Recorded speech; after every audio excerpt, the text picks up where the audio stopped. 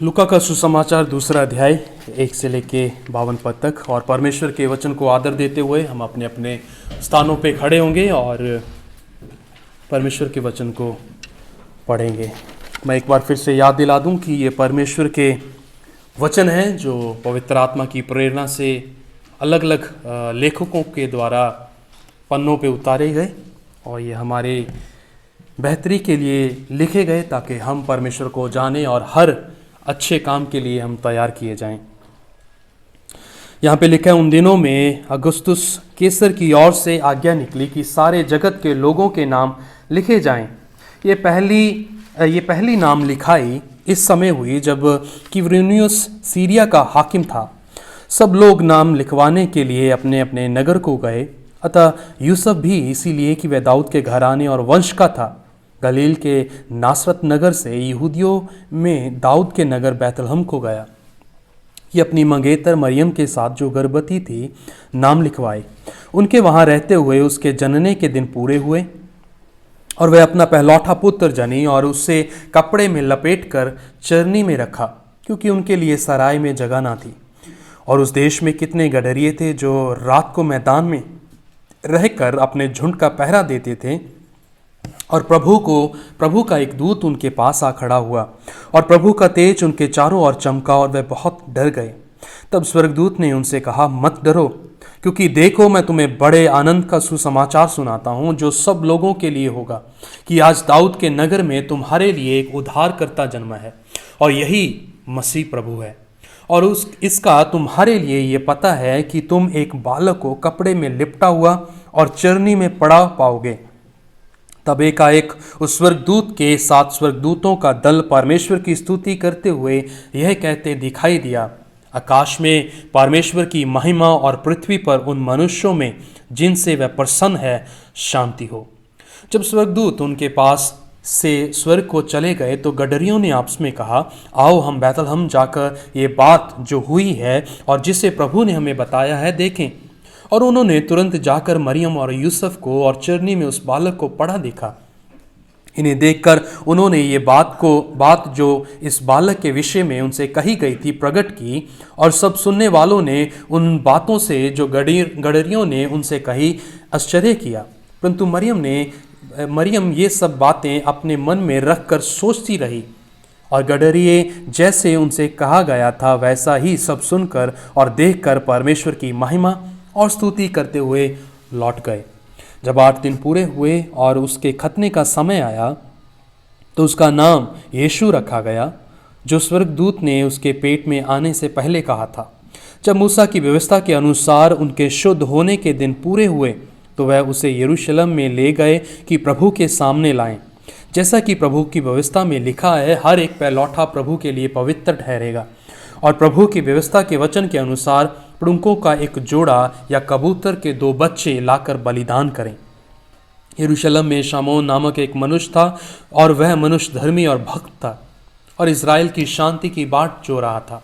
और पवित्र आत्मा उस पर था और पवित्र आत्मा द्वारा उस पर प्रकट हुआ था कि जब तक वह प्रभु के मसीह को देख ना लेगा तब तक मृत्यु को ना देखेगा। वह आत्मा के सिखाने से मंदिर में आया और जब माता पिता उस बालक यीशु को भीतर लाए और उसके लिए व्यवस्था की रीति के अनुसार करें तो उसने उसे अपनी गोद में लिया और परमेश्वर का धन्यवाद करके कहा, हे स्वामी, अब तू अपने दास को अपने वचन के अनुसार शांति से विदा करता है, क्योंकि मेरी आंखों ने तेरे उद्धार को देख लिया है, जिसे तूने सब देशों के लोगों के सामने तैयार किया है, कि वह अन्य जातियों को प्रकाश देने के लिए ज्योति और तेरे निज लोग इज़राइल की महिमा हो। उसका पिता और उसकी माता इन बातों से जो उसके विषय में कही जाती थी आश्चर्य करते थे।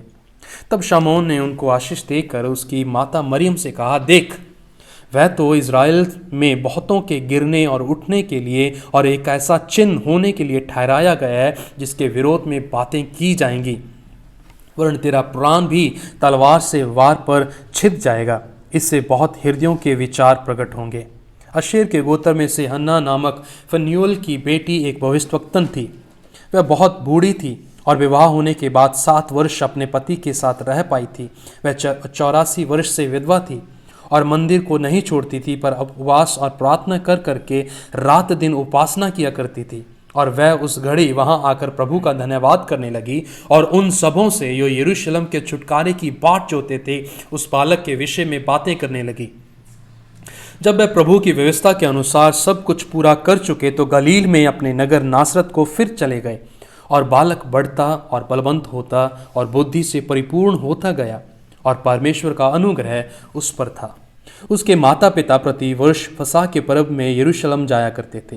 जब यीशु 12 वर्ष का हुआ तो वह पर्व की रीति के अनुसार यरूशलेम को गए। जब वह उन दिनों को पूरा करके लौटने लगे तो बालक यीशु यरूशलेम में रह गया और यह उसके माता पिता नहीं जानते थे। वे ये समझकर कि वह अन्य यात्रियों के साथ होगा एक दिन का पड़ाव निकल गए और उसे अपने कुटुंबियों और जान पहचान वालों में ढूंढने लगे। पर जब नहीं मिला तो ढूंढते ढूंढते यरूशलेम को फिर लौट गए और 3 दिन के बाद उन्होंने उसे मंदिर में उपदेशकों के बीच में बैठे उनकी सुनते और उनसे प्रश्न करते हुए पाया। जितने उसकी सुन रहे थे वह सब उसकी समझ और उसके उत्तरों से चकित थे। तब वह उसे देखकर चकित हुए और उसकी माता ने उससे कहा, हे पुत्र, तूने हमसे क्यों ऐसा व्यवहार किया? देख, तेरा पिता और मैं कुटते हुए तुझे ढूंढते थे। उसने उनसे कहा, तुम मुझे क्यों ढूंढते थे? क्या नहीं जानते कि मुझे अपने पिता के भवन में होना अवश्य है? परंतु जो बात उसने उनसे कही उन्होंने उसे नहीं समझा। तब वह उनके साथ गया और नासरत में आया और उनके वश में रहा और उसकी माता ने ये सब बातें अपने मन में रखी और यीशु बुद्धि और डील डौल में और परमेश्वर और मनुष्यों के अनुग्रह में बढ़ता गया। ये परमेश्वर का वचन है। परमेश्वर के वचन पढ़े सुने जाने और उस पर मनन पे आशीष हो। कृपया अपने स्थानों पे बैठ जाएं। हम प्रार्थना करें। हमारे ईश्वर के पिता प्रभु, हम धन्यवाद देते हैं कि आपने मनुष्य जाति को अपने ध्यान में रखा और जिस तरह आपका वचन कहते हैं कि इससे पहले इस संसार की नींव रखी जाती, हम आपके विचारों में थे और उन्हीं विचारों के कारण से प्रभु आपने जो मनुष्य जाति के लिए योजना बनाई थी कि आप अपने उद्धारक अर्थात मसीह को इस संसार में भेजेंगे ताकि पूरा संसार जो पाप में गिरा हुआ है उसका छुटकारा हो सके।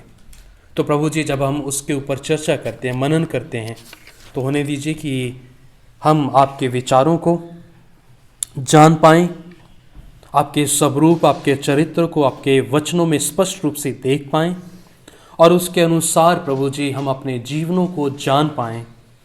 और एक बार फिर से प्रभु आपका आत्मा हमें आईना दिखाए ताकि हम प्रभु जी आपके एक कदम और नज़दीक आ पाएं। प्रभु जी, आपके नाम को महिमा मिले, मसीह यीशु के नाम से मांगते हैं, आमीन। लूका का सुसमाचार 2 अध्याय 1 से 52 पद तक एक बड़ा अध्याय है।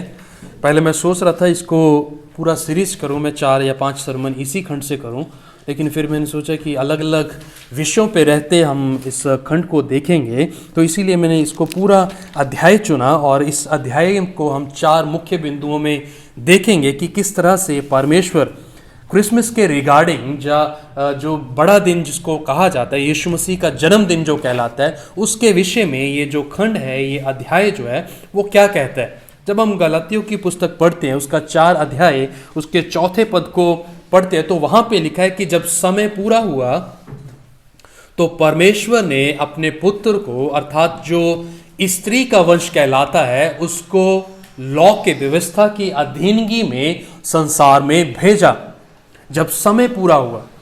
और हम देखते हैं कि जब हम नए नियम में आते हैं तो उससे पहले पुराना नियम आता है और उसके बीच जो है 400 सालों का एक शांत पीरियड आता है, समय आता है, जब परमेश्वर की तरफ से परमेश्वर के लोगों के लिए कोई नया प्रकाशन या नया दर्शन या नई बात सुनने को नहीं मिली। तो जब समय पूरा हुआ, जिसका जिक्र पौलुस गलातियों की पुस्तक 4 अध्याय 4 पद में करता है कि जब समय पूरा हुआ, जो एग्जैक्ट यो निर्धारित किया हुआ समय था, जब वो आ पहुंचा, तब क्या हुआ? परमेश्वर ने अपने इकलौते पुत्र को, जो स्त्री के वंश से होगा, व्यवस्था की अधीनगी में, यानी कि उसके अधीन होगा, उसको संसार में लेके आया। और जैसा कि हमने पढ़ा कि उसका जब खतना किया गया उस बालक का, अर्थात परमेश्वर के पुत्र यीशु का, उसका 8वें दिन खतना के समय में उसका नाम यीशु रखा गया। जो स्वर्गदूत ने उसकी माँ, जिसका नाम मरियम है, उसको कहा था कि उसका नाम यीशु रखना, जिसका अर्थ है कि वो अपने लोगों को उनके पापों से छुड़ाएगा। और पिछले बार हम देख रहे थे, पिछले सप्ताह, जो प्रतिज्ञा 3:15 उत्पत्ति की पुस्तक में बांधी गई थी कि यहाँ पे परमेश्वर ने कहा था कि अब मैं सर्प और स्त्री और उनके वंश में एक युद्ध, एक शत्रुता, एक दुश्मनी पैदा करूंगा, और जो स्त्री का वंश होगा वो सर्प के वंश के सिर को कुचलेगा।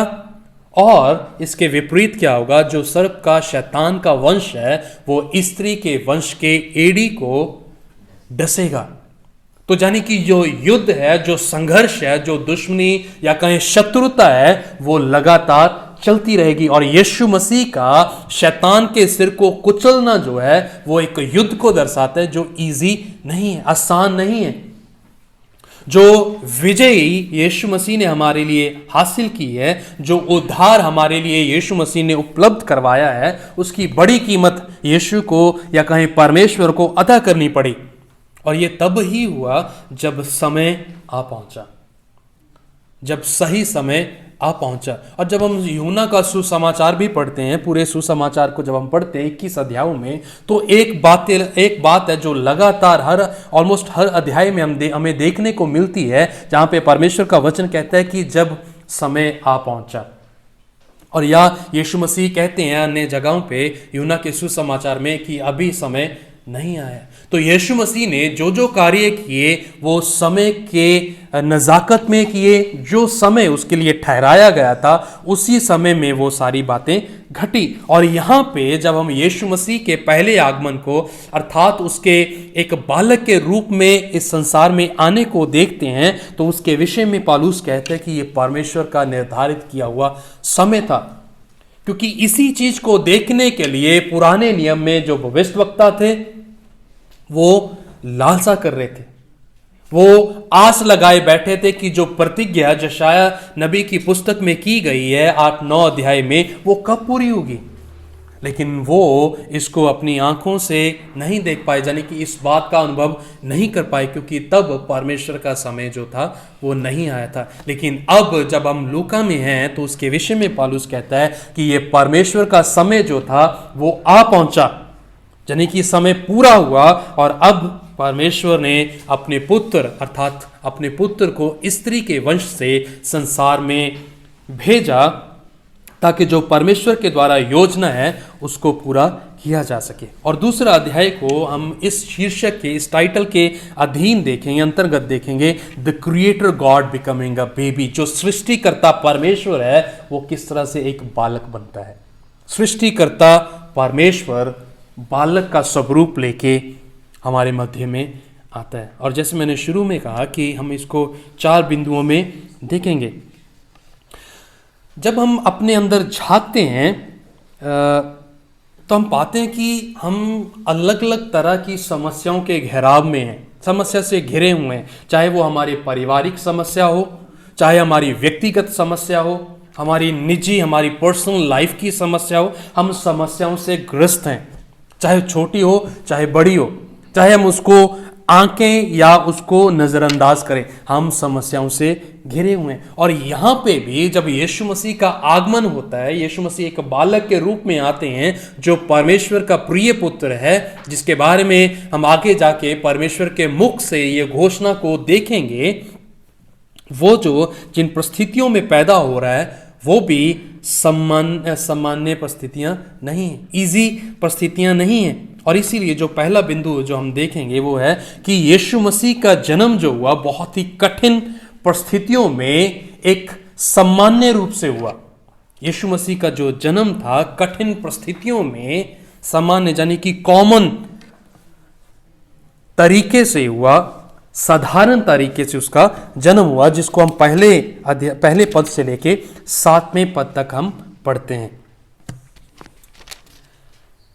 यहां पे हमें पता चलता है कि किस तरह से जो भविष्यवाणी थी, जो उद्देश्य था, जो परमेश्वर के वचन थे, किस तरह से मरियम और यूसुफ के को पहुंचाए गए, जिसका लेखन हम मत्ती के सुसमाचार में भी पढ़ते हैं कि जब स्वर्गदूत की बात मरियम से होती है और उसको कहा जाता है कि तू पवित्र आत्मा की सामत पाकर गर्भवती होगी और तू एक बेटे को जन्म देगी और उसका नाम तू यीशु रखना। और यहाँ पे भी जब हम चौथे पद से पढ़ना शुरू करते हैं 7 पद तक, वहाँ पे लिखा हुआ है, अतः यूसुफ भी इसीलिए कि वह दाऊद के घराने और वंश का था, गलील के नासरत नगर से यहूदिया में दाऊद के नगर बैतलहम को गया कि अपनी मंगेतर मरियम के साथ जो गर्भवती थी नाम लिखवाए। उनके वहां रहते हुए उसके जनने के दिन पूरे हुए और वह अपना पहलौठा पुत्र जनी और उसे कपड़े में लपेट कर चरनी में रखा, क्योंकि उनके लिए सराय में जगह ना थी। इंटरेस्टिंग। हम यीशु मसीह को जानते हैं कि वो राजाओं का राजा है, प्रभुओं का प्रभु है, स्वर्ग सृष्टि को बचाने वाला, सृष्टि को बनाने वाला सृष्टि करता है। और जब वो बोलता है तो चीजें घटती है, जब वो हुक्म करता है तो चीजें जो है वो अपने आप से उत्पन्न हो जाती हैं। लेकिन जब वो एक बालक के रूप में हमारे मध्य में आ रहा है तो उसके लिए लिखा गया है जगह नहीं है। यानी कि जो पूरी कायनात, पूरा ब्रह्मांड जो उसके द्वारा बनाया गया है, जिसकी रचना उसने की है, वहीं पे उसके लिए कोई भी जगह नहीं है। ये मानो ऐसा है कि मुझे अपने घर में ही सोने के लिए जगह नहीं मिल रही। घर मेरा है, घर का मालिक मैं हूं, जो रजिस्ट्री है वो मेरे नाम पे है, लेकिन मुझे सोने के लिए, रहने के लिए, ठहरने के लिए, खड़ा बैठने के लिए जगह नहीं मिल रही। और यीशु मसीह के बारे में लिखा गया है कि समय आ पहुंचा, जनने का समय हुआ और लिखा दिन पूरे हुए। 7वां पद, वह अपने पहलौठे पुत्र को जनी और उसे कपड़े में लपेट कर चरनी में रखा, क्योंकि उनके लिए सराय में जगह न थी। एक राजाओं के राजा का जन्म हो रहा है, प्रभुओं के प्रभु का जन्म हो रहा है, जिसके बारे में यशायाह नबी के द्वारा भविष्यवाणी की गई थी, जिसके बारे में परमेश्वर ने स्वयं 3 अध्याय 15 पद में उत्पत्ति की पुस्तक में कहा था कि स्त्री के वंश से आएगा एक। लेकिन जब वो आता है तो उसको उस तरह से नहीं लिया जाता जिस तरह से उसका जो वेलकम है होना चाहिए। हमारे 2 बेटे हैं, लेकिन जब दूसरे का जन्म हुआ, पहला तो ऐसी परिस्थितियों में हुआ था जो परिस्थितियां हम भी एक्सपेक्ट नहीं कर रहे थे, और हमें लग रहा था कि शायद जो जॉनथन है वो परमेश्वर हमें नहीं देगा, यानी कि उसकी मृत्यु हो जाएगी, क्योंकि जो सिचुएशन थी, परिस्थितियां जो थी वो क्रिटिकल थी। तो मेरे पास चॉइस थी, इधर गो फॉर अ वाइफ और अ बेबी, चाहे मैं अपनी पत्नी को बचा सकूं या फिर बेबी को बचा सकूं। तो मैंने अपनी पत्नी को चुना था कि परमेश्वर जो पत्नी को तूने दिया है मैं उसके साथ जाना चाहूँगा, जो आशीष है वो फिर भी आप देने के काबिल हो। लेकिन परमेश्वर ने अंततः दोनों को मुझे दिया और दोनों को परमेश्वर ने सुरक्षित रखा। लेकिन जब हम जॉनथन के बारे में सोचते हैं तो हमें उसके बाद, इसके जन्म होने के बाद भी हमें तकरीबन 29 दिन हॉस्पिटल में रहना पड़ा। तो ये जो वेलकम होना था वो नहीं हो पाया, क्योंकि जब घर भी आ गए तो हमें 3 महीने तक बिना पंखे के सोना पड़ा। गर्मियों में भी उसको सर्दी का माहौल बनाना पड़ा ताकि वो जो है सरवाइव कर सके, क्योंकि प्रीमेच्योर था और जो गर्माइश थी वो उसको देनी थी। लेकिन जब हम अकीश की बात करते हैं उसके साथ भी ऐसा हुआ। हम सोच रहे थे कि जब परमेश्वर हमें आशीष देगा उसका जो वेलकम है एक अद्भुत तरीके से किया जाएगा, उसके आने का जो खुशी मनाई जाएगी, गुब्बारे लगाए जाएंगे, डेकोरेट किया जाएगा, लेकिन ऐसा कुछ भी नहीं हुआ। लेकिन अमूमन जब हम इस चीज़ों को सोचते हैं, एक बच्चे के पैदा होने के बारे में हम जब सोचते हैं, कल्पना करते हैं, तो हमारे मनों में हम ध्यान लगाते हैं कि जब बच्चा घर में आएगा, माँ घर में आएगी, तो ये सारी चीज़ें जो है हम तैयार रखें, इस तरह से उसका वेलकम किया जाएगा। हम गुब्बारे लगाएंगे, हम डेकोरेट करेंगे, स्वीट डिश लेके आएंगे, तरह तरह की चीज़ें जो है की जाएंगी। लेकिन यहाँ पे क्या हो रहा है, यीशु मसीह जिसने सारी कायनात को बनाया है, जब वो आ रहा है, ना तो उसके लिए कोई वेलकम करने के लिए है और ना ही उसको जगह देने के लिए कोई तैयार है, क्योंकि उनके लिए सराय में जगह ना थी। पूरी सृष्टि को बनाने वाले परमेश्वर के लिए ना तो कोई वेलकम के लिए था, और जो जगह भी उन्हें मिली वो कहाँ पे थी? तबेले में। छोटा सा एक जगह उसको मिला जिसमें लिखा है कि उसको कपड़े में लपेट कर चरनी में रख दिया। चरनी कितनी बड़ी होगी? चरनी से बड़ी कब्र होती है। कब्र का साइज जो होता है वो बड़ा होता है, लेकिन चरनी का साइज जो होता है वो छोटा होता है। तो लिखा है चरनी में उसको लपेट कर कपड़े में रख दिया गया। यानी कि यीशु मसीह का जो आगमन हुआ वो कठिन परिस्थितियों में, जब जो चीजें थी, जो सुविधाएं थी वो उपलब्ध नहीं थी, जब मारामारी चल रही थी, जब लोग एक दूसरे को मारने की ताक में लगे हुए थे, लेकिन उस समय में परमेश्वर का जो आना हुआ वो इस तरह से हुआ जिसको बहुत ही साधारण और कठिन परिस्थितियों में हुआ। हम एक हस्बैंड होने के नाते जब हम इस चीज़ की कल्पना करते हैं तो हम सोचते हैं कि जब मेरी पत्नी प्रेग्नेंट होगी, गर्भवती होगी, जब वो बच्चे को पैदा करेगी तो उसके लिए बेस्ट ऑफ हॉस्पिटल हो, अच्छे से अच्छा हॉस्पिटल हो, जो डॉक्टर हो वो एक्सपर्ट हो। मैं सरकारी हॉस्पिटल में नहीं जाऊंगा, मैं प्राइवेट में जाऊंगा, ये चीज़ें करूंगा। लेकिन यहाँ पे सोचने के लिए अवसर नहीं है, सुविधाएं नहीं हैं। तो इसीलिए जो यीशु मसीह का आना है वो एक साधारण परिस्थितियों में, कठिन परिस्थितियों में है। कोई महल नहीं तैयार किया गया, कोई मलमल की चादर नहीं बिछाई गई, गुब्बारे नहीं लगाए गए, डेकोरेशन नहीं किया गया, आस पड़ोसियों को नहीं बुलाया गया स्वागत के लिए। लेकिन यीशु मसीह आए, छोटी सी जगह ली, क्योंकि सराय में उनके ठहरने के लिए ज्यादा जगह नहीं थी। असहज परिस्थितियों में यीशु मसीह का जन्म हुआ, एक ऐसी परिस्थितियों में जिसकी कल्पना, जिसकी उपेक्षा, जिसकी उम्मीद जो है वो नहीं की गई। लेकिन परमेश्वर की नजर में यही वो एग्जैक्ट समय था जब परमेश्वर ने अपने पुत्र को इस संसार में लेके आना था। यह समय ठहराया था। हम जब बिना कोई कॉम्प्लिकेशन से ये चीजें होती है तो हम डिसाइड करते हैं कि इस डेट को हम करेंगे कि जो बच्चे का जन्म है इस डेट को हो। हमने भी सोचा था किसके बारे में कि उसका 26 को होना चाहिए, लेकिन परमेश्वर की इच्छा और थी।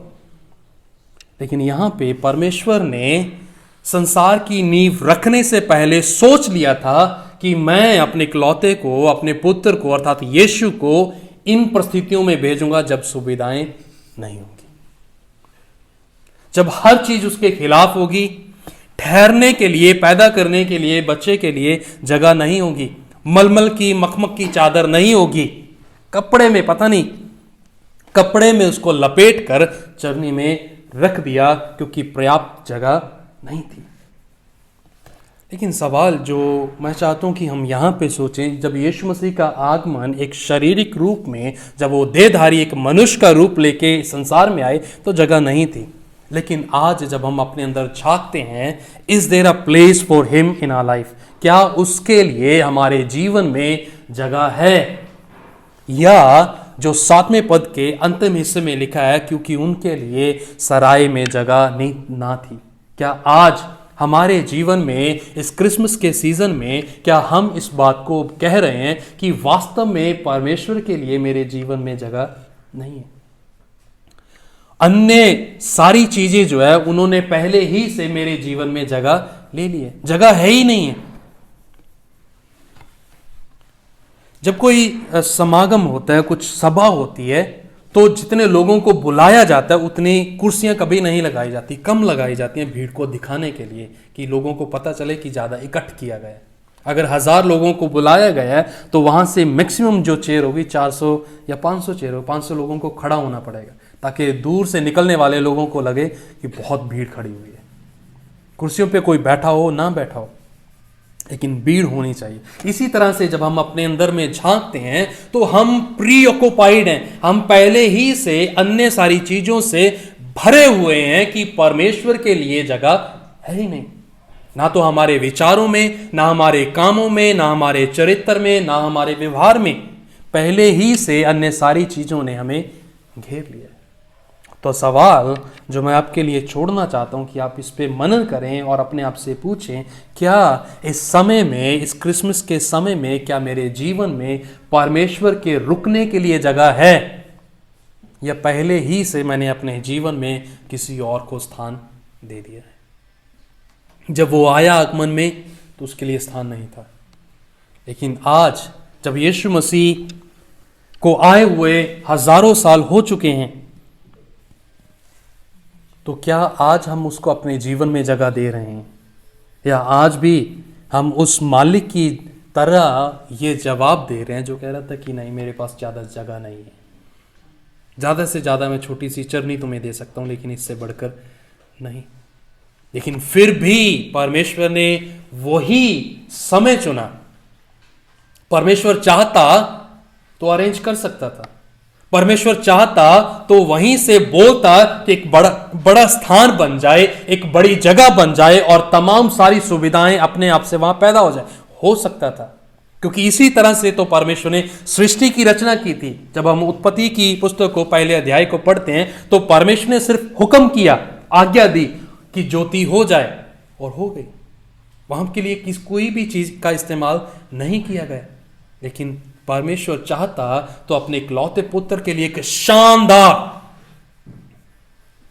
वेलकम तैयार कर सकता था, एक बड़ी जगह को तैयार कर सकता था, एक अच्छे खासे बेड का इंतजाम कर सकता था, अच्छे खासे लोगों को खड़ा कर सकता था जो ढोल बजाते, शहनाइयां बजाते कि देखो राजाओं का राजा आ पहुंचा है। लेकिन परमेश्वर बोला नहीं, ऐसा नहीं होगा।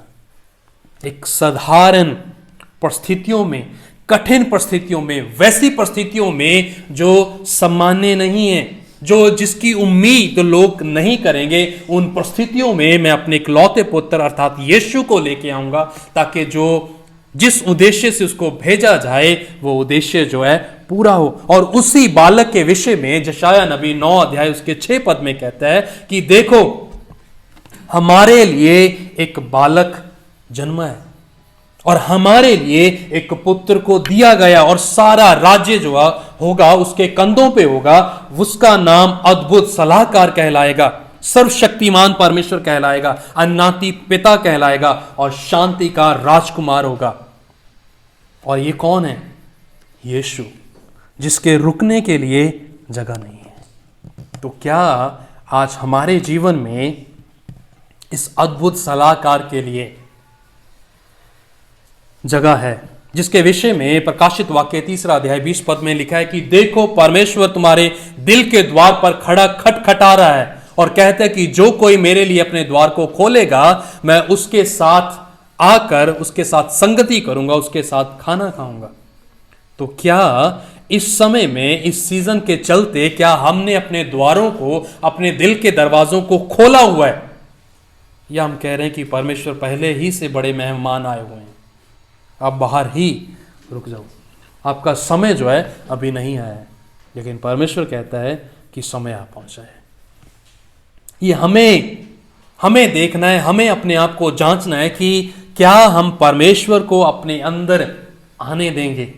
क्या हम इस सीजन में रहते हुए, जब हम बड़े दिन की तैयारी में हैं, एक बड़े उत्सव को मना रहे हैं, तो क्या हम जो केंद्र है इस पूरे क्रिसमस का, उसको अपने जीवन में उतारें? क्या हम उसका जो जगह है, उसका जो स्थान होना चाहिए हमारे जीवन में, क्या हम उसको अपने जीवन में दे रहे हैं? दूसरा बिंदु, यीशु मसीह का जन्म जो हुआ, उसका जो उत्सव था वो स्वर्ग में मनाया गया, और उन बहुत कम लोगों के साथ उसको बांटा गया, जिसको हम 8 से लेके 20 पद तक पढ़ते हैं। यहां पे ऐसे लोगों का जिक्र आता है जिनको सोसाइटी के द्वारा, समाज के द्वारा तिरस्कृत समझा जाता है, नीच लोग समझा जाता है, जिनका नाम है गडरिये। लिखा है, और उस देश में कितने गडरिये थे जो रात को मैदान में रहकर अपने झुंड का पहरा देते थे, और प्रभु का एक दूत उनके पास आ खड़ा हुआ, और प्रभु का तेज उनके चारों ओर चमका, और वो बहुत डर गए। क्योंकि ऐसा अनुभव मुझे लगता है कि शायद उन्होंने अपने जीवन में पहले कभी ना किया हो कि परमेश्वर उनके साथ बात कर रहा हो, क्योंकि उनको एक चोर की नाई देखा जाता था। ऐसे लोग गडरियों को समझा जाता था जिनकी ना तो कोई गवाही पे विश्वास करता था, अगर उन्होंने कुछ होते कोई घटना को देखा होता था, कोई भी उनको गवाही के लिए नहीं लेके जाता था।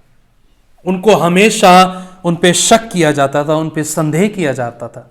लेकिन ये सुसमाचार की जो खबर है उन लोगों तक पहुंचाई गई जिन पे कोई विश्वास नहीं करता।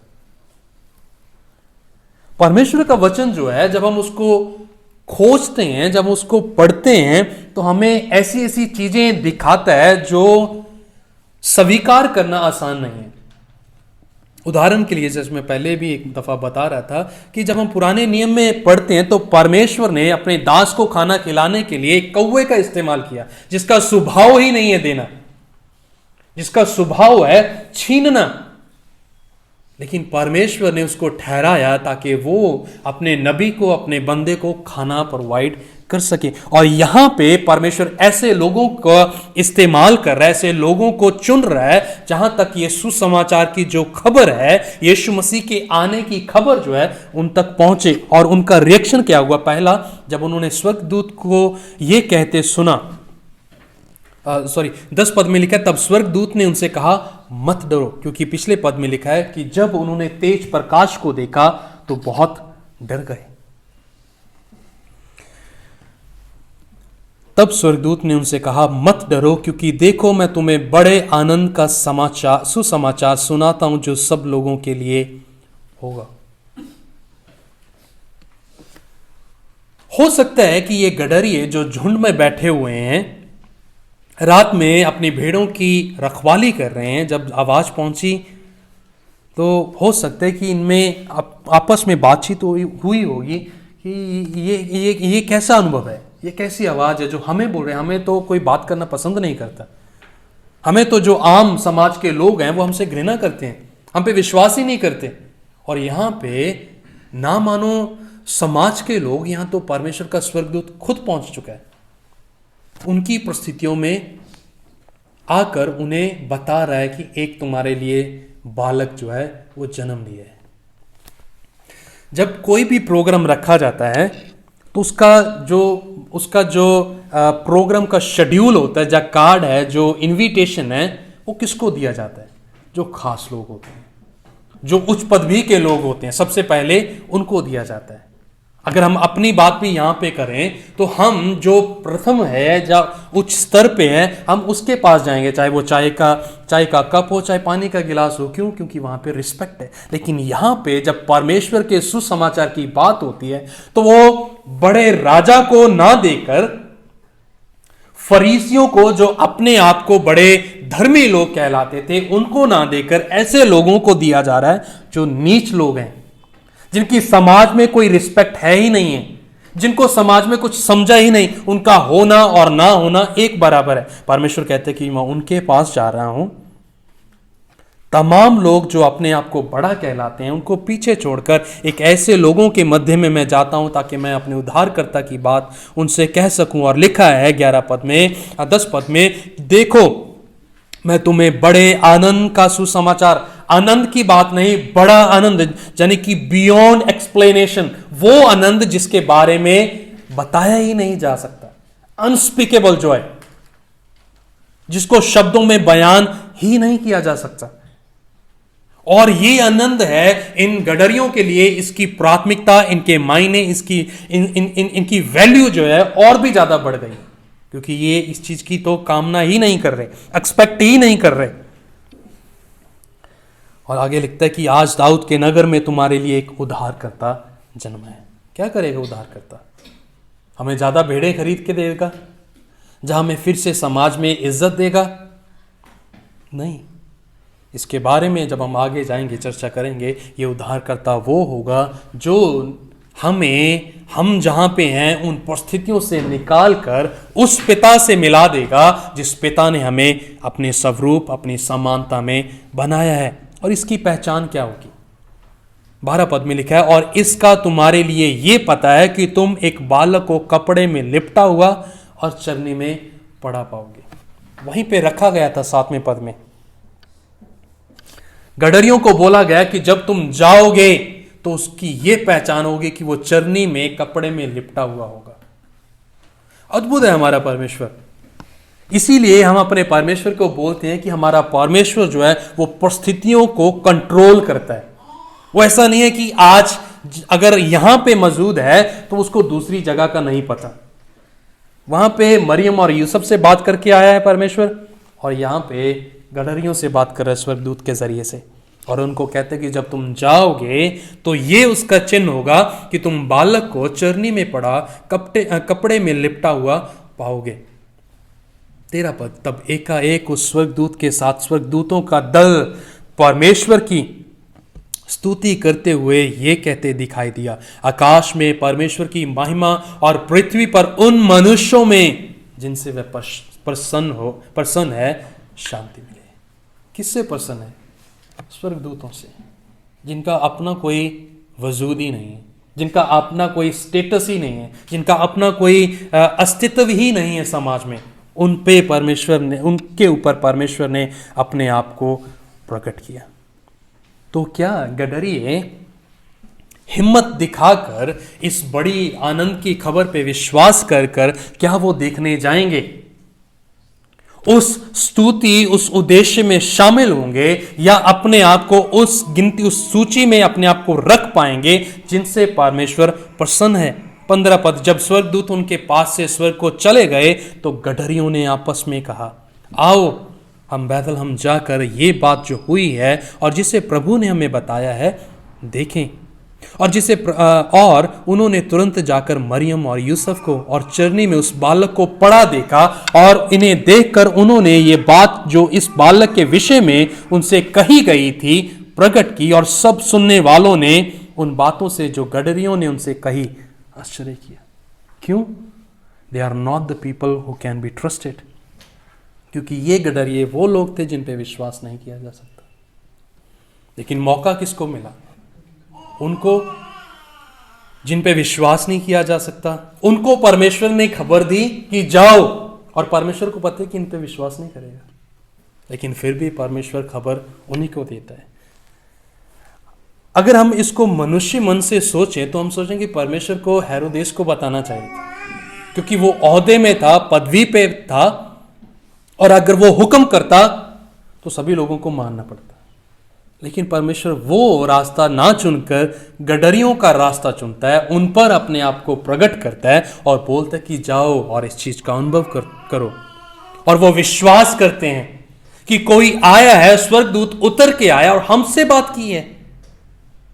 उन्होंने अपने अंदर झांका होगा कि परमेश्वर स्वयं आकर स्वर्गदूत के रूप में हमसे बात किया है, और हमारे लिए एक बड़ा आनंद है। और जाके वो मरियम और यूसुफ और उस बालक को चरनी में जो कपड़े में लिपटा हुआ जाके भेंट करते हैं। 19 पद, परंतु मरियम ये सब बातें अपने मन में रखकर सोचती रही, और गडरिये जैसे उनसे कहा गया था वैसा ही सब सुनकर देखकर परमेश्वर की महिमा और स्तुति करते हुए लौट गए। क्या सोचती रही होगी मरियम? ये एक यहूदी स्त्री है, क्या सोच रही होगी? जो गडरी है उसको भेंट करने के लिए उसके पुत्र को, पहलौठे पुत्र को देखने आए होंगे। उसके मन में भी ये होगा कहीं ना कहीं, ये यहाँ पे कैसे? इनको तो बुलाया नहीं गया था, इनको तो बताया ही नहीं गया था कि ये चीजें हुई हैं ना। अक्सर जब हम प्रोग्राम करते हैं और हमारे पास एक लिस्ट होती है, सूची होती है कि कौन लोग आएंगे, किनको हमने बुलावा नहीं दिया है, और जब हम उनको देखते हैं तो हम आश्चर्य करते हैं, ये यहाँ कैसे पहुंच गया? इसको तो निमंत्रण ही नहीं दिया, अपनी मर्जी से आ गया, बिन बुलाया हुआ मेहमान। तो मुझे लगता है कि शायद मरियम के मन में कहीं ना कहीं गडरियों को लेकर सवाल था, लेकिन परमेश्वर इस बारे में पूरा स्पष्ट था कि किसके ऊपर उसने अपने अस्तित्व को, अपने बड़े आनंद की खबर को प्रकट करना है। और इनका रिस्पॉन्स जो है, जो अपने आप में अद्भुत है। 20 पद में लिखा है, गडरिये जैसे उनसे कहा गया था वैसा ही सब सुनकर और देखकर परमेश्वर की महिमा और स्तुति करते हुए लौट गए। हमारा परमेश्वर को जानना, उसका अंत जो है वो परमेश्वर की महिमा करना है। अगर हम परमेश्वर को जानते हैं तो वो हमारी नॉलेज के लिए नहीं है, हमारे ज्ञान को बढ़ाने के लिए नहीं है, परंतु हमें दीन, नम्र, हलीम और विनम्र करके परमेश्वर की आराधना करना है। अगर यदि मैं परमेश्वर की आराधना नहीं कर रहा, दैट मीन्स कि मैं परमेश्वर को जानता ही नहीं हूं। साधारण भाषा में यही है। जब इनको पता चला कि यीशु ने जन्म लिया, परमेश्वर जो एक बालक के रूप में आ पहुंचा है, तो क्या किया इन गडरियों ने? परमेश्वर की महिमा की, स्तुति की। और जब तक हम परमेश्वर को नहीं जानते, तब तक हम उसकी महिमा कर ही नहीं सकते, हम उसकी स्तुति ही नहीं कर सकते। और अगर नहीं कर रहे, दैट मीन्स कि हमने अभी तक परमेश्वर को नहीं जाना है। जो चीज मैं प्रार्थना में बोल रहा था, यिर्मयाह की किताब से 9 अध्याय 23 और 24 पद में, कि परमेश्वर का वचन कहता है कि वीर ना तो अपनी वीरता पे, ना बुद्धिमान अपनी बुद्धि पे घमंड करे। अगर वो घमंड करता है तो इसी बात पे करे कि वो परमेश्वर को जानता है। दैट्स इट, यही है बस, कि वो परमेश्वर को पहचानता है। और ये लोग, साधारण लोग, समाज के द्वारा अलग किए, तुच्छ समझे जाने वाले लोग, जिन पे परमेश्वर ने अपने आप को प्रकट किया, तो उनका रिस्पॉन्स क्या हुआ था? We will worship the lord. हम परमेश्वर की महिमा करेंगे, हम परमेश्वर के स्तुति गान करेंगे, और यही उन्होंने किया। तो दूसरा सवाल जो मैं आपके लिए छोड़ना चाहता हूं वो ये है कि क्या हम परमेश्वर को जानते हैं? क्या हम उस बड़े आनंद की खबर के महत्व को समझते हैं, या हमारे लिए सिर्फ हर साल आने वाला एक बड़ा दिन है जिसके दिन को मनाने में, उत्सव को मनाने में हम लग जाते हैं, लेकिन उसकी मान्यता जो है, जो उसका संदेश जो है, या उसकी विशेषता जो है, उसको हम कंसीडर ही नहीं करते। जब इनको बोला गया कि बड़े आनंद का सुसमाचार है ये, उनका रिस्पॉन्स क्या हुआ? उन्होंने विश्वास किया, जाके दंडवत किया, उसकी स्तुति और महिमा की। आज जब हम परमेश्वर को जानते हैं, तो क्या हम वास्तव में इस बात को कह सकते कि मैं अपने पूर्ण हृदय के साथ परमेश्वर को दंडवत करता हूं, परमेश्वर की महिमा करता हूं, और उसी के अनुसार अपने जीवन को जीने के लिए समर्पित हूं? क्या हम इस सवाल को कंसीडर कर सकते? क्या हम ये जवाब दे सकते हैं कि परमेश्वर, मैं आपकी महिमा के लिए, आराधना के लिए बनाया गया हूं? क्योंकि गडरिये जो आम लोग थे, आम लोगों से भी कम थे, जिनको नीच समझा जाता था समाज में, जिनकी अपनी कोई रिस्पेक्ट ही नहीं थी, परमेश्वर ने उनके ऊपर अपने आप को प्रकट किया। और उन्होंने जो रिस्पॉन्स था, पहले विश्वास किया और फिर परमेश्वर की उन्होंने आराधना की, उनकी स्तुति और महिमा की। तो क्या हम कर रहे हैं? क्या हम वास्तव में परमेश्वर की आराधना करते हैं? आराधना, मैंने पहले भी एक दफा कहा था कि जो आराधना है वो हमारे मनोरंजन के लिए नहीं है, हमारी सेटिस्फैक्शन के लिए, हमारी खुशी के लिए नहीं। दैट इज फॉर गॉड, वो परमेश्वर के लिए। हमारा गाना बजाना, ताली बजाना, वो परमेश्वर के लिए, मेरी सेटिस्फैक्शन के लिए नहीं कि मुझे कैसा फील हो रहा है। It's not about us, it's not about me, हमारे बारे में या मेरे बारे में नहीं है, इट्स अबाउट गॉड, ये परमेश्वर के बारे में है। और ये चीज जो है, ये लोग, आम लोग, गडरिये लोग बखूबी से इस बात को समझ चुके थे कि जो आराधना है, अब जब हमने परमेश्वर को जान लिया है, तो अभी क्या करना है? उसको दंडवत करना है, उसकी महिमा और उसकी स्तुति करनी है। तीसरा बिंदु, तीसरा पद जो हम देखते हैं कि यीशु मसीह के जो माता पिता हैं, वो आज्ञाकार थे, परमेश्वर के प्रति आज्ञाकार थे, वो आज्ञाकारिता में चल रहे थे। और यीशु मसीह का आना ही, जिस इंग्लिश में एक वर्ड यूज होता है रेमनेंट, यानी कि बचाए हुए लोग, बचाया हुआ को कंफर्म करता है कि परमेश्वर अपने लोगों को बचाता है, जिसका जिक्र हम 21 से 39 पद तक पढ़ते हैं। यहाँ पे लिखा है, अब जब 8 दिन पूरे हुए और उसके खतने का समय आया, तो उसका नाम यीशु रखा गया, जो स्वर्गदूत ने उसके पेट में आने से पहले कहा था, जो मत्ती के सुसमाचार में हमें विस्तार से पढ़ने को मिलता है। लेकिन एक और बात जो जिस पे ध्यान में ज़्यादा देना चाहता हूँ, 23 पद में लिखा है, जैसा कि प्रभु की व्यवस्था में लिखा है, हर एक पहलौठा प्रभु के लिए पवित्र ठहरेगा। और प्रभु की व्यवस्था के वचन के अनुसार बड़ुकों का एक जोड़ा या कबूतर के 2 बच्चे लाकर बलिदान करें। यानी कि यीशु मसीह जब बालक के रूप में थे और 8 दिन के बाद जब उसका खतना हुआ, नामकरण हुआ, तो व्यवस्था के अनुसार यीशु मसीह जो पहलौठा था, मरियम का पहलौठा था, स्त्री के वंश का पहलौठा था, परमेश्वर के लिए पवित्र था और उसको ठहराया गया। लेकिन लेके कौन आया उनको? माता पिता। जो वचन के अनुसार था, व्यवस्था के अनुसार 22वें पद में लिखा हुआ है, व्यवस्था के अनुसार उनके शुद्ध होने के दिन पूरे हुए तो वह उसे यरूशलेम में ले आए कि प्रभु के सामने लेके आए, मंदिर में लेके आए, ताकि व्यवस्था के अनुसार उसका खतना किया जाए। लेकिन उसके बाद जब हम पढ़ते हैं 25 से 39 पद तक जब हम जाते तो वहाँ पे हमें और विस्तार से पता चलता है कि ख़ासतौर पे 27वें पद में लिखा है, वह आत्मा के सिखाने से मंदिर में आया और जब माता पिता उस बालक यीशु को भीतर लाए उसके लिए व्यवस्था की रीति के अनुसार, तो उसने उसे अपनी गोद में लिया और परमेश्वर का धन्यवाद करके कहा, हे स्वामी, अब तू अपने दास को अपनी वचन के अनुसार शांति से विदा कर।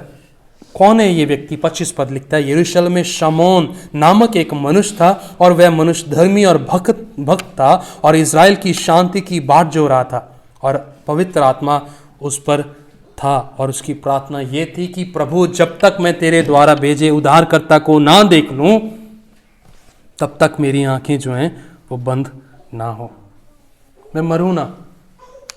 और आगे लिखता है 29 और 30 पद में, हे स्वामी, हे परमेश्वर, अब तू अपने दास को, यानी कि शमौन अपने बारे में कहता है कि मुझे तू अभी शांति से विदा कर, क्योंकि मेरी आंखों ने तेरे उद्धार को देख लिया है। अभी बालक ही है, लेकिन जब उसने अब उसको अपनी गोद में लिया, अपनी बाहों में लिया, तो उसने विश्वास किया कि ये वही उद्धार करता है जिसके बारे में प्रतिज्ञाएं की गई थी, वाचाएं बांधी गई थी, कि जिसके द्वारा से परमेश्वर जो है वो इज़राइल की शांति को स्थापित करेगा, जिसकी बाट जो है शिमोन नामक व्यक्ति जो यरूशलेम में रहता था, जो धर्मी और परमेश्वर का भक्त था, जो रहा था। लेकिन उसको लेके वहां पे उसके माता पिता जा रहे हैं, जो 27 पद में हमें बताया गया। उसके बाद जब हम 33 पद से आगे पढ़ते हैं, वहां पे लिखा, उसका पिता और उसकी माता इन बातों से जो उसके विषय में कही जाती थी आश्चर्य करते थे, यानी कि हैरान हो जाते थे कि ये कैसी बातें इसके विषय में कही जा रही हैं।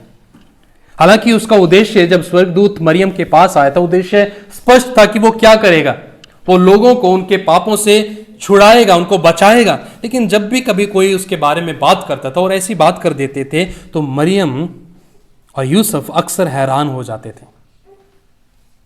लेकिन 34 पद में लिखा, तब शमौन ने उनको आशीष देकर उसकी माता मरियम से कहा, देख, वह तो इज़राइल में बहुतों के गिरने और उठने के लिए एक ऐसा चिन्ह होने के लिए ठहराया गया है जिसके विरोध में बातें कही जाएंगी।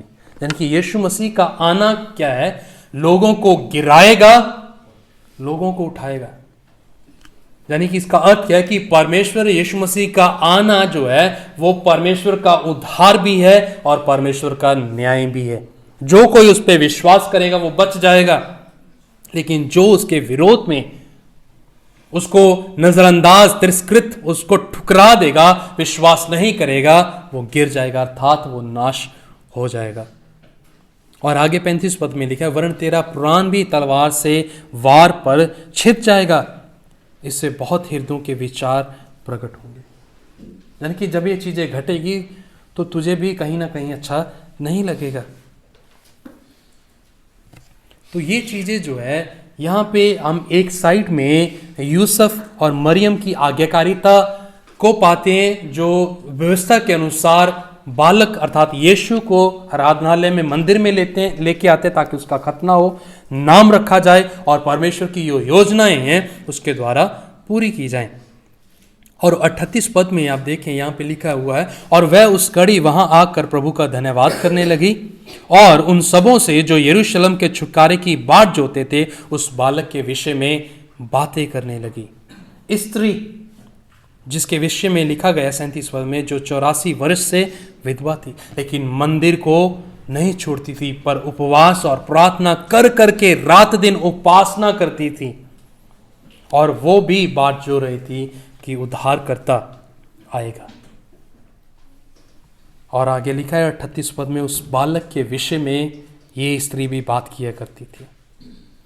और इसके बाद 39 पद में हम देखते हैं कि वो जो है वापस गलील में अर्थात नगर नाजरत में वापस लौट आते हैं। चौथा पद जो हम देखते हैं कि जो यीशु मसीह का परिवार यानी कि यूसुफ और मरियम है, वो कहीं ना कहीं जो परमेश्वर का संपूर्ण उद्देश्य था उसको नहीं समझ पाए।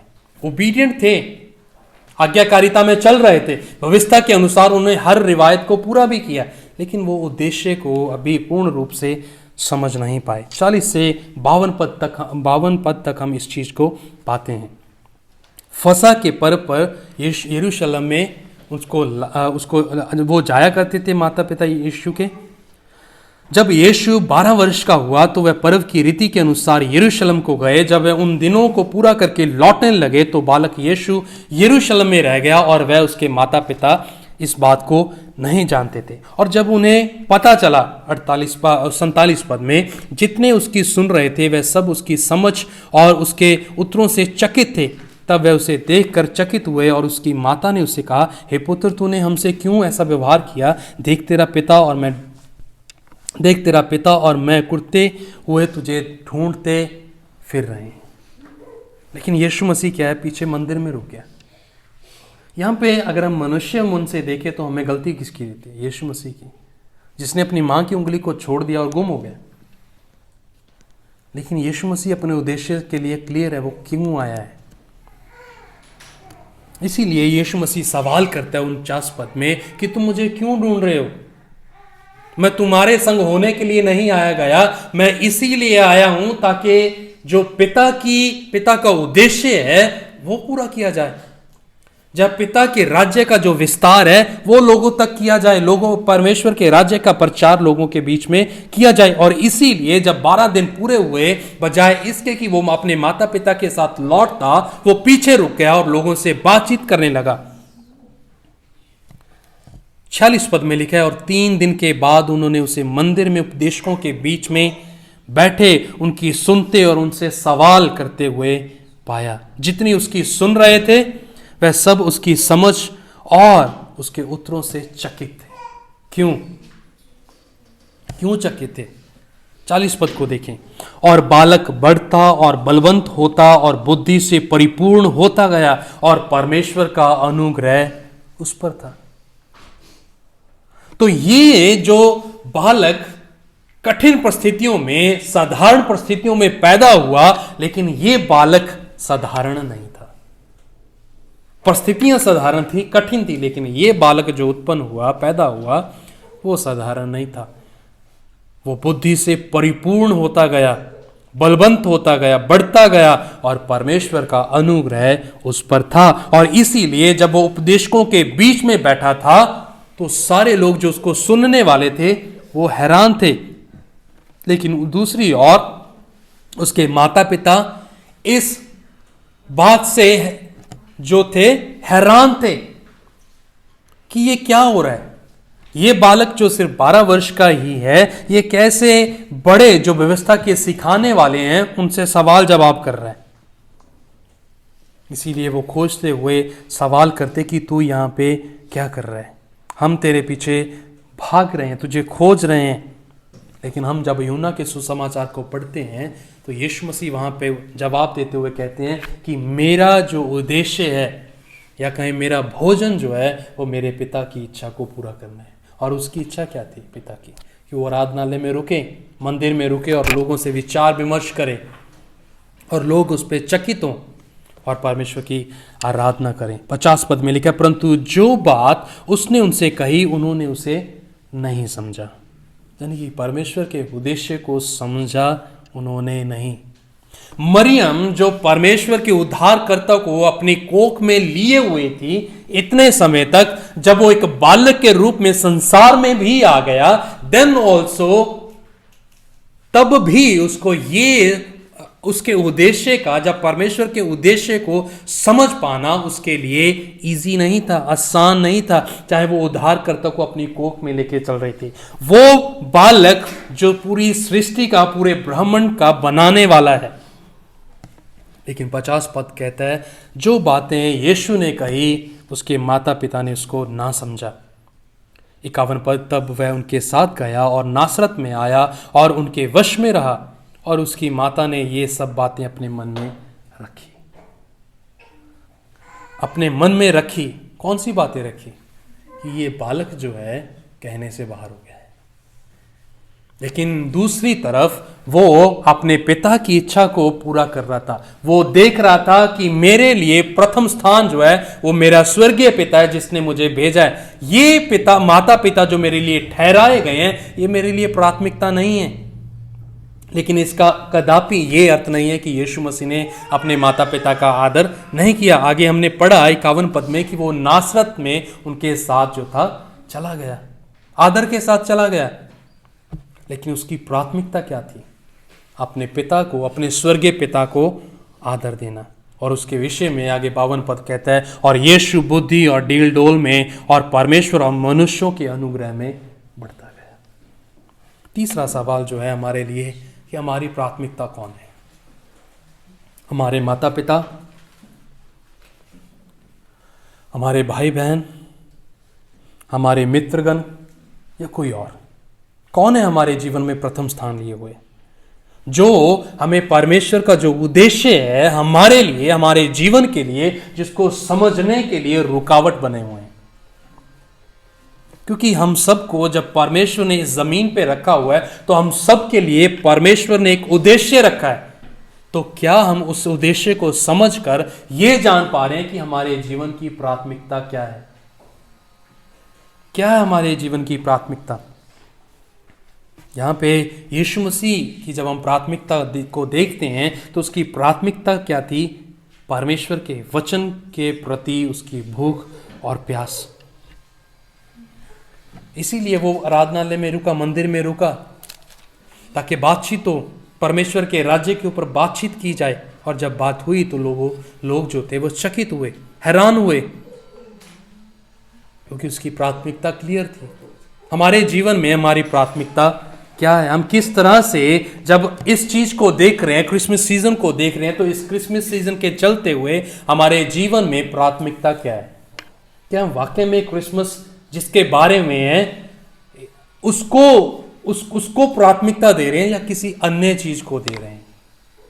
तो ये हमें सोचना है, इस पे मूल्यांकन, इसका हमने इसको एग्जामिन करना है, जांचना है कि क्या हम जो है परमेश्वर को प्राथमिकता दे रहे हैं इस क्रिसमस के सीजन पे, या किसी अन्य चीज को जो कुछ समय के लिए ही है। तो ये सवाल है, जो कुछ सवाल मैं आपके लिए छोड़ना चाहता हूं, आपके कंसिडरेशन के लिए, आपके विचार विमर्श करने के लिए, कि आप इस पे सोचें, इस पे मनन करें। पहली बात कि क्या हमने परमेश्वर को अपने जीवन में जगह दी है? दूसरी बात, क्या हम परमेश्वर को जब जानते हैं तो हम वास्तव में उसकी आराधना कर रहे हैं, या फिर हम उसको जानने का ढोंग कर रहे हैं कि हम परमेश्वर को जानते हैं, उसको पहचानते हैं? तीसरी बात जो हमारे कंसिडरेशन के लिए, विचारों के लिए, वो ये है कि यदि हम उसको जानते हैं जिसका दावा हम करते हैं, तो क्या हमने उसको अपने जीवन में प्रथम स्थान दिया हुआ है, या फिर उसकी जगह किसी और ने हमारे जीवन में ले ली है?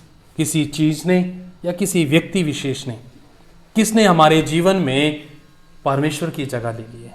और वचन बताता है कि हर वो चीज जो हमारे जीवन में परमेश्वर का स्थान ले लेती है वो हमारे लिए मूर्ति पूजा है। तो हम क्या कर रहे हैं?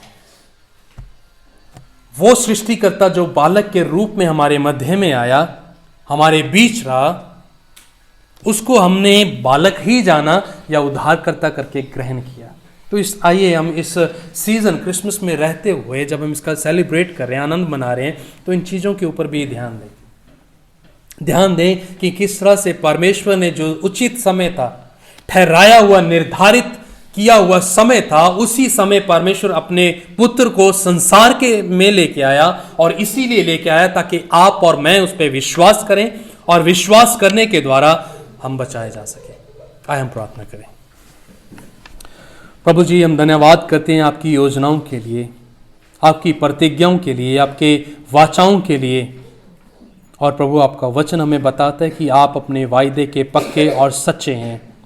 आप जो वायदा करते हैं आप उसको पूरा करते हैं। आप परिस्थितियों को देखकर प्रभु अपनी योजना को बदल नहीं लेते। और ये प्रभु आज हमने इस खंड में भी देखा कि जो समय आपने अपने इकलौते पुत्र को इस संसार में लाने का ठहराया था, आपने वही समय में उसको हमारे मध्य में भेजा। तो प्रभु, हमारी विनती है कि जब हम इस सीजन में हैं क्रिसमस के, तो होने दीजिए कि हमारा जो रिस्पॉन्स हो, हमारा जो प्रत्युत्तर हो प्रभु, वो गडरियों की नाई आराधना, महिमा, स्तुति करने का हो प्रभु जी, ताकि हम इस चीज को भी पहचान पाएं कि हम इसके योग्य नहीं थे, कि परमेश्वर का वचन हमारे तक पहुंचता, परमेश्वर हम पे निगहबान, मेहरबान, अनुग्रह होता नहीं प्रभु जी, परंतु हमारी सहायता करता कि हम इस बात को समझें कि परमेश्वर ने हम पे दया की है, परमेश्वर ने हम पे अनुग्रह किया है। वो परमेश्वर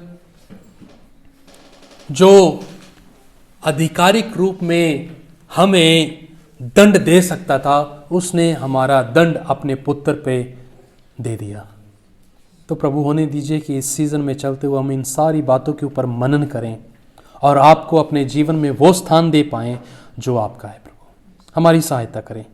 प्रभु यीशु मसीह के नाम से मांग लेते हैं, आमीन।